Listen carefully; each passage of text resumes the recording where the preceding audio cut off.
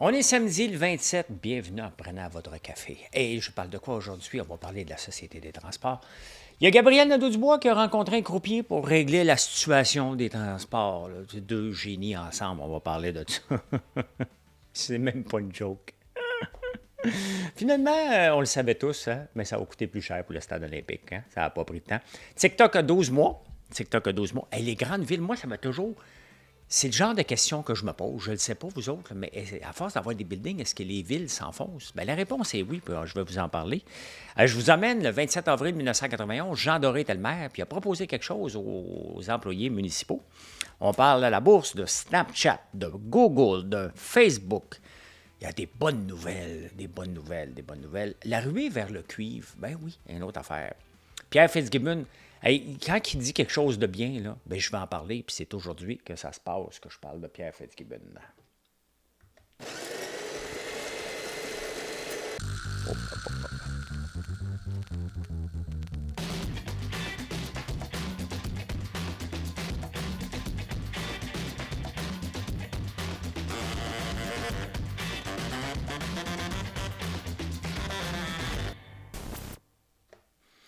Ben voilà, c'est parti, mon kiki, c'est parti, mon kiki. Ça vient de où, ça, c'est parti, mon kiki? Avez-vous passé un beau vendredi soir? Hein? Petit verre de vin, petit vin de dit.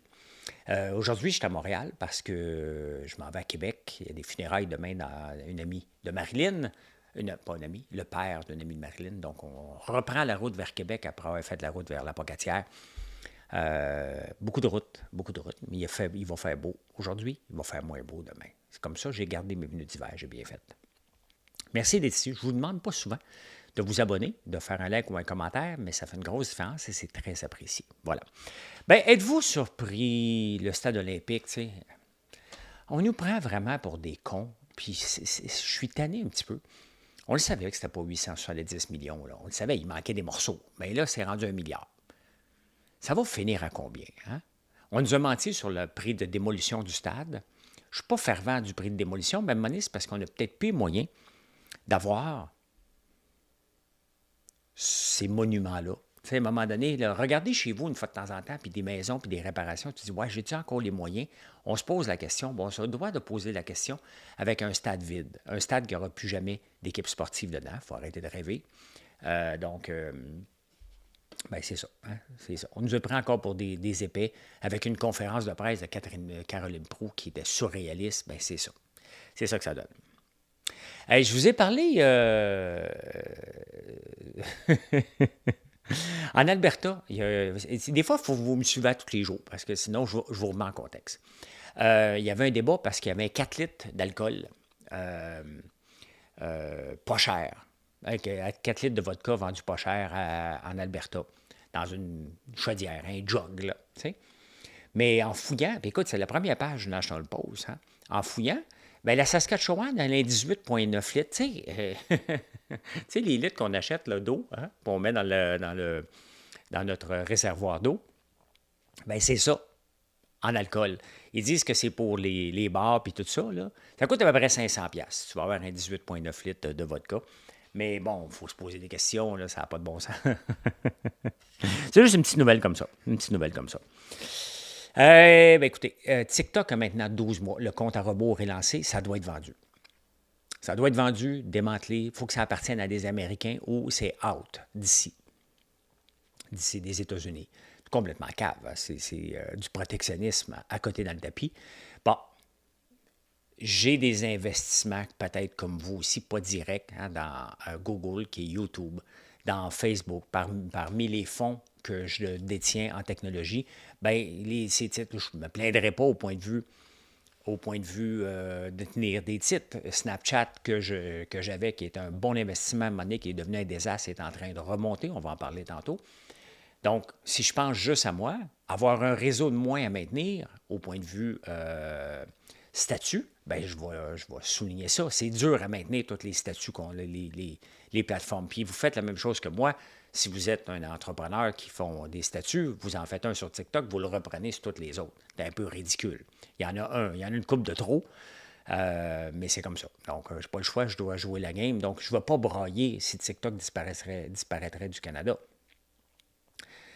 non plus. Sauf que TikTok, ben, ça donne une belle visibilité, une autre visibilité qui aide énormément ma compagnie. J'avais délaissé Pinterest, Pinterest qui est très intéressant, vraiment intéressant. Ça, c'est quelque chose que je n'aime pas revenir en arrière, mais j'aimerais ça revenir en arrière. Maintenant, TikTok, combien qu'il vaut? Hein? Semblerait qu'il rapporte à peu près 20 milliards par année de revenus aux États-Unis seulement. Donc, quand on fait une règle, lorsqu'on achète des compagnies, souvent, ça va être basé sur les revenus, pas tout le temps les profits, parce que TikTok n'en fait pas de profit, ou peut-être pas, on ne le sait pas vraiment. Donc, on pense sur le low ball, le plus bas, que TikTok vaudrait, basé sur les revenus, vaudrait 110 milliards. Qui est capable d'absorber 110 milliards? Google est capable, là, tous les grands, mais ils n'ont pas avantage à le faire. À moins qu'ils le font puis qu'ils le démantèlent, ils ont le droit aussi. Hein? Si ça leur rapporte, mais ça ne viendra pas tout à eux autres, est-ce que Facebook voudrait l'acheter? Donc, tu élimines ces grands groupes-là. Qui a 110 milliards dans ses poches? Il y en a des compagnies qui ont ça. Là. Ben oui. Donc, à suivre, mais c'est ça que ça va coûter. Prenez-vous du vin? Ça, je vous ai demandé tantôt si vous prenez du vin, parce que la consommation de vin est à son plus bas depuis 27 ans. Puis c'est une bonne nouvelle. C'est une bonne nouvelle. C'est sûr, lorsqu'on associe le vin à l'agriculture, c'est une mauvaise nouvelle. Hein? C'est bien évident. En France, dans le coin de Bordeaux, ils commencent à détruire de plus en plus de vignes pour créer une rareté de plus en plus. Mais la consommation diminue de 2,6 % en 2023. C'est sûr qu'avec toutes les campagnes, on veut réduire, pas ici au Québec, parce que le lobby est trop fort. Là. Écoute, juste donner un exemple comment le lobby du vin est très, très fort ici. On est la seule province qui n'a pas 0,05 mg de taux d'alcool. On est à 0,08. Puis en même temps, non seulement on est la province qui a le plus, puis moi, 0,08, je ne peux pas conduire. Quand même, je suis légal, je ne peux pas conduire. Et on est là, en plus de ça, Éducalcool est subventionné et payé par les fabricants de vin, les revendeurs de vin. Il faut le faire quand même. Hein? Donc, un peu spécial tout ça. Ben écoute, on va faire une dernière heure parce que moi, j'aime ça faire ça des fois. Vous autres, quand vous regardez une ville, puis tous les buildings, vous êtes en train de vous dire, my God, ça doit être lourd pour le sol, hein? Ben oui, ça l'est. Je vous ai déjà parlé de Jakarta, qui veut être le poivre de Jakarta, finalement, d'un souper presque parfait, mais ils veulent déplacer la ville à 1000 km. C'est à peu près comme si tu enverrais Montréal à, je sais pas moi, entre Toronto et Winnipeg. Et c'est trop lourd. Les villes chinoises qui ont une croissance énorme, hein, 920 millions de personnes habitent en ville en Chine. C'est la plus grosse proportion de tous les pays. Bien, à force de construire des buildings, la ville s'enfonce de 45 mm par année. Millimètres, là, c'est 4,5 cm, c'est ça? 10 mm. Ben oui, c'est énorme, là. Eh non, c'est un petit peu... C'est une blague. Ceux qui n'ont pas vu, c'est pas important. J'ai fait mon côté mononcle un peu. Hein, mon côté mononcle un tout petit peu. On s'en va au Québec.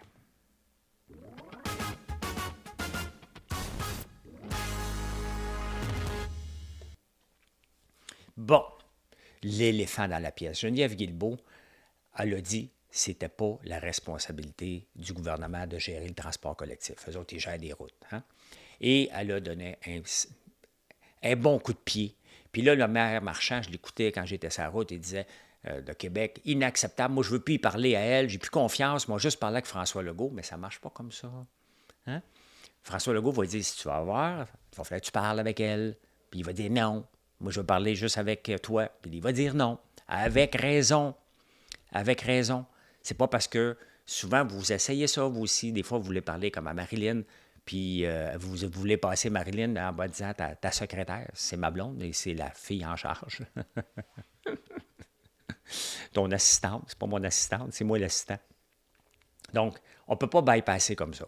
Maintenant, la Ville de Montréal, elle capote, tout le monde capote parce qu'ils refusent de gérer. Écoutez, je vais vous le dire, là, si vous ne m'avez pas suivi sur TikTok vendredi matin, là, le président du conseil d'administration de la Société de transport de Montréal, avant qu'il soit élu, c'est un élu, hein? Donc, c'est un poste honorifique. Bien, Simonac, ce gars-là, sa compétence, c'est d'être croupier. Il n'y a rien de mal contre les croupiers qui m'écoutent en ce moment. J'ai rien de mal. Mais avez-vous la compétence de gérer un conseil d'administration? Est-ce que vous savez c'est quoi? On sous-estime le rôle d'un président de conseil d'administration. Pensez-vous que c'est lui qui décide qui est le président? C'est quoi les directions? Bien, c'est là le problème. Gabriel Nadeau-Dubois, « On va se rencontrer, on va régler les problèmes, on va faire une conférence de presse. » Hey! Deux abrutis qui n'ont pas les compétences pour gérer. Pensez-vous que Geneviève Guilbeault et les autres ne le voient pas, tout ça? Puis on veut continuer à pomper des milliards dans ça. La société de transport, là, les sociétés de transport doivent être revues au complet. OK? On a parlé de la ville de Paris. Il faut regarder un peu ce qui se passe, les autres initiatives partout, puis ramasser ça, puis le ramener. Il faut démanteler tout ce qui existe. Ça ne marche pas, là. 40 à 50 des revenus de la STM s'en vont pour payer ceux qui gèrent le cash, là, hein, l'argent qu'on met dedans. Donc, c'est énorme. Masse salariale énorme. Les chauffeurs d'autobus sont payés 30 de plus que la moyenne nationale. On a un garage qui a coûté 1 milliard. La Ville de Paris, elle va s'en venir avec une privatisation des routes. Hein? Donc, au lieu d'avoir des grosses, bien, mettons, l'autobus de la route Sainte-Catherine va être géré par une compagnie X, Y, Z. Le service va être pareil, sauf que ça va être géré par des indépendants. Comme les routes du Québec là, sont au point de vue du déneigement. On est rendu là, on devrait faire ça. Deuxième étape, la gratuité. Il faut arrêter, là. Il faut que ça soit gratuit. Il faut que ça soit gratuit. En ce moment, on veut monter les taxes à 228$ par auto. Ça va favoriser qui? Ça va défavoriser qui, ça? Les familles. Imaginez-vous qu'on prenne le calcul de tous ceux qui ont accès aux autobus, même à Saint-Jérôme, pour dire, regarde bien, dès que tu as un transport qui va se rendre chez vous, tu as une taxe à payer, mettons, de 100$ par année. Tout le monde sans exception, même si tu es en loyer, tu payes 100, 150, 200. Je n'ai pas fait les chiffres, là. Mais ça va, une famille de 4, mettons, là, hein, qui ont toute une passe au puce plus un auto. Hein, tu viens défavoriser. Le riche de Westmount qui ne prend jamais l'autobus, là, tu lui vas le faire payer, hein, en conséquence. Donc, il faut revoir tout ça, il faut penser même plus out of the box. Il faut arrêter de pomper de l'argent dans un puits sans fin qui ne marche pas. C'est quoi le but de faire de la publicité? Hein? La STM dépense près de 1 million par mois, sinon plus, en publicité pour nous inciter à prendre l'autobus. Hey, on coupe tout ça, là. Hein? Qui va gérer ça? Ni le municipal, ni le provincial, un organisme à but non lucratif, que son but n'est pas de faire de l'argent, qui est juste de couvrir les coûts, et on réduit les salaires. Il faut changer ça au complet. Au complet. On a bâti, la STM est devenue un gouvernement dans un gouvernement. C'est ça. Hein? Ils essayent de faire de l'argent, mais ça ne marche pas parce qu'ils sont gérés comme une entreprise fédérale à but non lucratif, hein, qui offre des services, tout en faisant de l'argent. Ça ne marche pas du tout, du tout, du tout. Pendant ce temps-là, bien, Gabriel Nadeau-Dubois va aller rencontrer le président du conseil d'administration. Lui, il se demande s'il m'a dit quoi, là? Tu sais, sincèrement.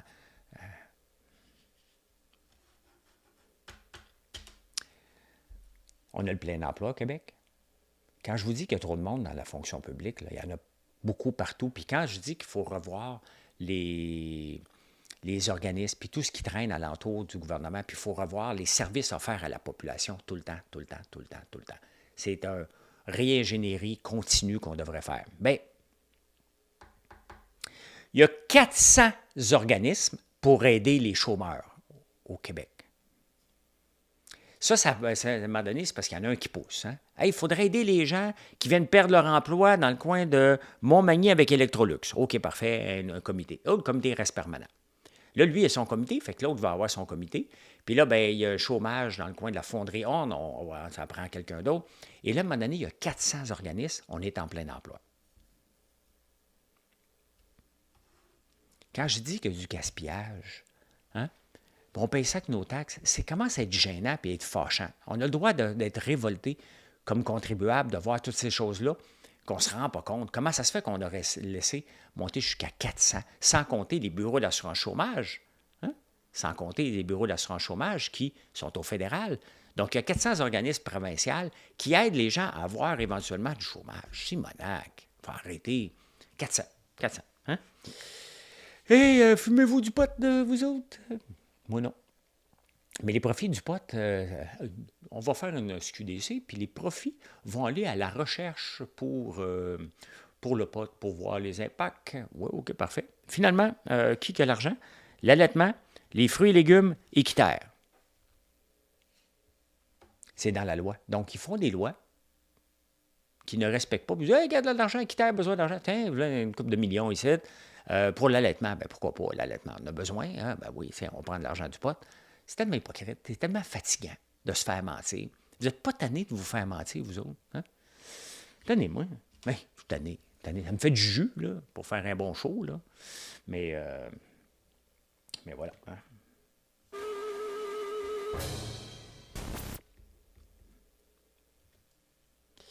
Voilà. Hey, je vous emmène en 27 avril 1991. Pourquoi j'ai choisi 1991? Wow, le bruit. Calme-toi. Ici, et voilà. L'indépendance ferait fuir un anglophone sur deux en 1991. Il y a eu le référendum en 1995. Mais près du tiers des Anglo-Québécois prévoient déjà qu'ils seront partis d'ici 5 ans. Ça n'a pas l'air d'être le cas parce qu'on fait encore des lois pour se protéger contre la langue. Ils étaient supposés peut-être partir, eux autres. Hein? Si le Québec devient indépendant, allez-vous continuer d'y habiter? Oui, non. Ils sont supposés déjà être partis, les Anglo-Québécois. C'est toujours le fun de revenir en arrière pour voir que les sondages, ça ne vaut pas de la merde. Hein? Le métro de Laval, métro Laval, Québec n'a plus les moyens, mais on l'a fait pareil. Hein? Ça a coûté beaucoup plus cher, il manquait une station, il manquait un paquet d'affaires. On le fait pareil. Et l'autre nouvelle qui est intéressante en 1991, Montréal pourrait geler les salaires de ses employés. Hey, imaginez-vous que Valérie Plante, on n'a pas de maudite scène, là. Hein? Ils ont un salaire de 30 mieux que l'équivalent au provincial, à continuer à donner des augmentations à tour de bras, alors qu'en 1992, des 13 000 employés municipaux, on a proposé un gel, hein, parce qu'il n'y a pas une scène. Hein? On peut lire le détail, mais il n'y a plus une maudite scène. Nulle part. Mais on continue à dépenser. Hein? On est en 1991, il n'y a rien vraiment, mais Jean Doré avait un petit peu plus de courage, hein? Politique que Mme Plante. Non, ça n'a pas affiché, ça. Des fois, ça affiche pas tout le temps. Hein? Des fois, ça affiche pas tout le temps, cette affaire-là. Ah, c'était là. Tiens, on va le réessayer. Pendant que je m'installe.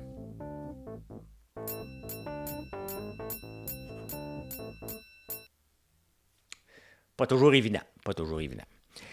Écoute, je vous ramène tout de suite sur TradingView. C'est l'application TradingView que j'utilise hein, pour les actions.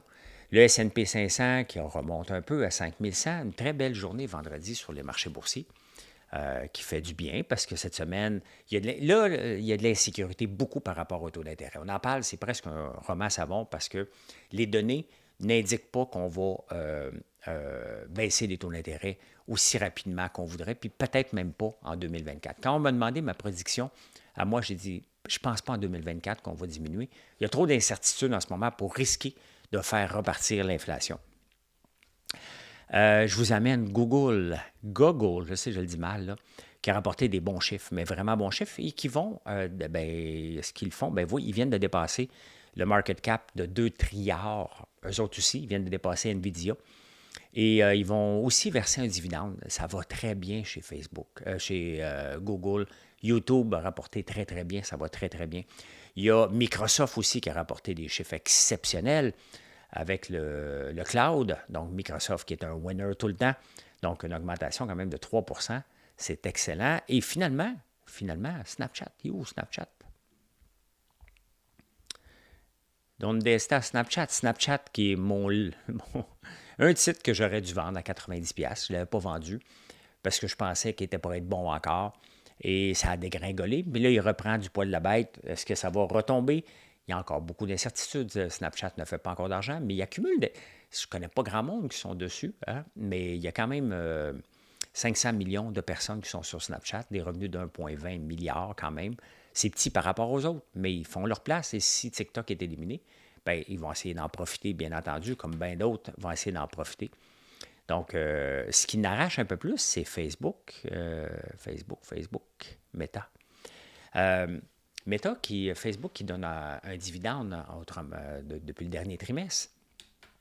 Mais là, les gens sont insécures parce que dans le temps qu'ils étaient partis sur une chire avec le Metaverse, d'ailleurs, il avait changé son nom pour Meta. On n'entend plus parler du Metaverse, là. Hein? Mais là, il veut investir 30 à 40 milliards cette année pour l'intelligence artificielle, puis ça fait peur aux gens parce qu'on se souvient des dépenses folles du métaverse de Facebook. Donc, c'est ce qui fait retarder un peu le titre de Facebook un petit peu. Mais bon, le prochain trimestre, ils vont rapporter des chiffres, puis ça va partir en fou. Encore, Facebook est propulsé en ce moment par la Chine, tout simplement. Donc voilà. Il y a Amazon aussi, ça se peut qu'il verse un dividende, c'est intéressant. L'autre titre que je voulais vous parler aujourd'hui, c'est Barrick Gold. Barrick Gold, qui est un des géants mondiaux de l'or, de l'extraction de l'or, mais sont dans le cuivre aussi. Et le prix du cuivre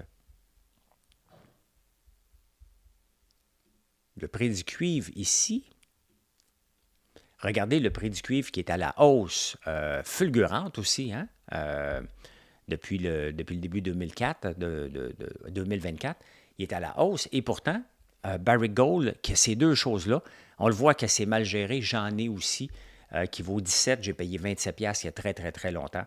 Et pas capable de décoller. Ils montent un peu, mais ils ne sont pas capables de décoller. Donc, ce genre de titre-là, à un moment donné, je me dis, ils vont bien finir par décoller. C'est quand même un gros, gros joueur, mais ils sont juste mal gérés, tout simplement. C'est décevant comme investisseur, mais on ne peut pas avoir tout le temps des titres winners. Et c'est pour ça que maintenant, j'investis que dans des fonds mutuels. Je n'essaie plus de déterminer. D'ailleurs, immobilier versus action, c'est intéressant parce que dans le Figaro, en France, ils ont comparé de 1983 à 2023. Qu'est-ce qui était le plus payant? L'immobilier ou la bourse? Bien, le verdict est tombé. Hein? L'immobilier a rapporté, sur une période de 40 ans, du 10,4 %. La bourse a rapporté du 12,4 %. Donc, la bourse est plus payante. J'ai fait le calcul rapide, mais je n'ai pas eu le temps avec le S&P 500 sur 40 ans. Le S&P 500 sur 40 ans a rapporté du 10,9 et l'immobilier 10,4. Donc, on gagne encore. La France a eu une belle progression, surtout en 2022-2023 par rapport à tous les titres de Louis Vuitton, tous les titres de luxe extrême. Donc, c'est ce qui a donné un gros, gros boost au titre français, entre autres. Aux États-Unis, on a eu la technologie, mais quand même. Hein? Donc, la bourse est plus rentable que l'immobilier avec un petit peu moins de troubles, tout simplement. Donc, j'en fais pas d'immobilier et ça me rassure encore plus de ne jamais en faire. Pierre Fitzgibbon commence à parler comme un gars qui a du bon sens. Il a dit à Honda, on n'a pas besoin. Bon, c'est parce qu'il venait de le perdre.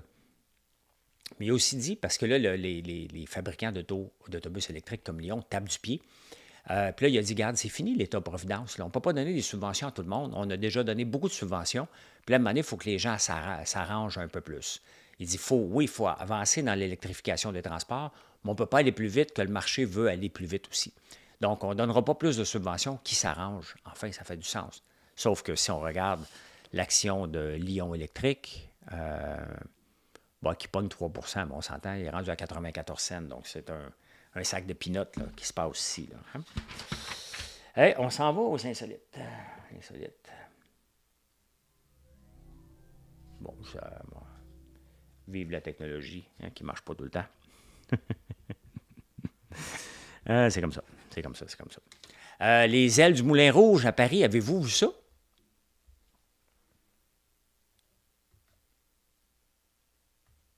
Les ailes du Moulin Rouge ont tombé dans la nuit de jeudi à vendredi. Donc, à Paris, le fameux Moulin Rouge, les pales ont sacré le camp, se sont effondrés, ils n'ont pas blessé personne. Mais là, il a l'air tout nu en tabarnouche. Là. Je ne sais pas s'ils vont le rebâtir, ils sont presque obligés. Là. C'était un monument, mais ça a tombé.